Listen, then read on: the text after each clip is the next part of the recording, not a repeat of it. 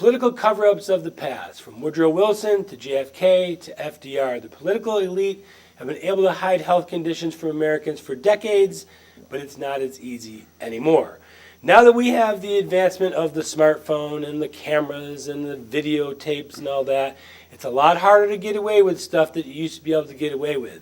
You go back to FDR, the grand champion of the left, even Woodrow Wilson. By the way, there were only 2 photos that showed him in a wheelchair. And where did those come from, and why were those out there? Somehow they were insignificant. That was never done as part of somebody just got a hold of a picture.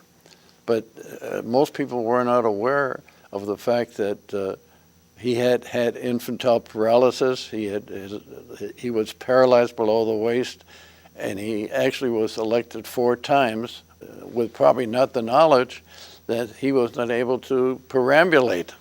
So now that we see what's happening within the Clinton campaign, it's a lot harder to get away with the spin, and it's a lot harder to get away with the things that impossible to get away with. Not even harder. You can't.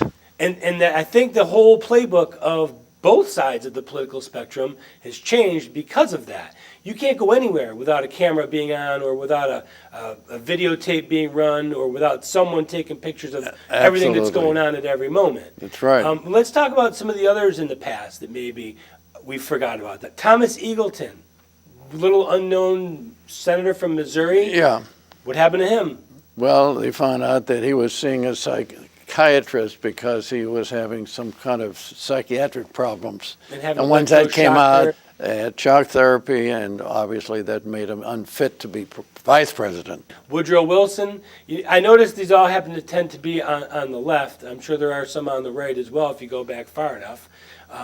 Before JFK, you really didn't have pictures. No. It wasn't a presidential TV where you had to have the best hair or the best look or the best tie.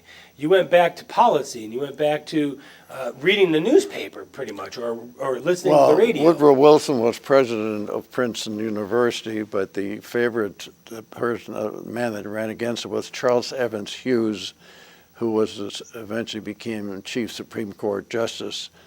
And it looked like he was going to win, but California was a critical state, and surprisingly he came out for Wilson, and that's how Wilson was elected in 1912.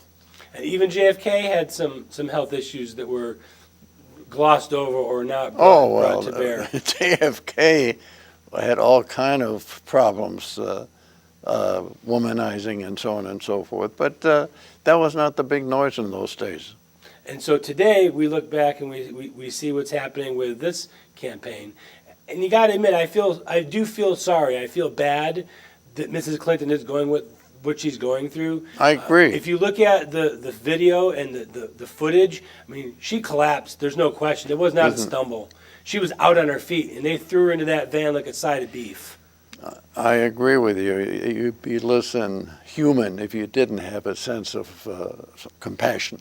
And the glasses, I know some very close people that have epilepsy, and no one was wearing glasses at that 9/11 event. Especially blue glasses. The blue glasses, yeah, those are meant to design to be anti-seizure glasses. And now the WikiLeaks emails, they show that the Clinton campaign, going back a couple of years now, we're doing research on anti-Parkinson's or Parkinson's medication.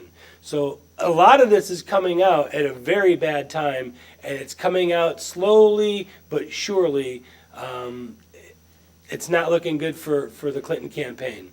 It could very well have culminated before we have our next show.